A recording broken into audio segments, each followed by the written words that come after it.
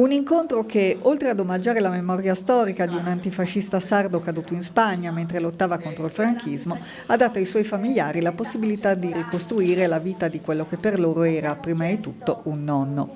Si è svolto ieri pomeriggio presso la sala consiglio del comune di Nuoro l'incontro organizzato dall'Istasac di Nuoro sulla figura di Giovanni Antioco Dettori, noto Bande Nere, combattente nuorese nella guerra civile spagnola. L'occasione dell'incontro è partita da una lettera ricevuta alcuni mesi fa dall'Istasac, in cui la nipote francese Josiane Dettori Cabot, ieri presente all'incontro assieme al marito Didier, chiedeva informazioni sulla vita del nonno, che dopo aver combattuto il fascismo in Italia e in Francia morì nel 1937 a Teruel. Da qui l'intensificarsi delle ricerche su Bande Nere da parte dell'Istasac, una delle figure più note dell'antifascismo sardo, come hanno ricordato ieri all'incontro la presidente Istasac Marina Moncelsi e il direttore dell'istituto, il professor Aldo Borghese. Anche il sindaco di Nuoro, Andrea Soddu, ha voluto presenziare per ricordare la figura di Giovanni Antioco Dettori e per ringraziare per la presenza a Nuoro e per l'affezione verso la terra natia del nonno, la nipote di Bande Nere.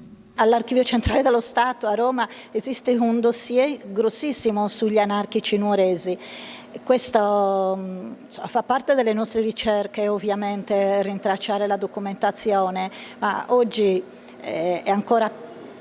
siamo ancora più emozionati perché non è solamente la conclusione di una ricerca, ma è anche il ritrovare per loro il filo conduttore che li riporta a Nuoro. La presenza di Josiane e di Didier Dettori Cabot è importante, credo, un po' per tutta la cittadinanza. Sono anche molto contenta dell'accoglienza che gli hanno fatto i nuoresi.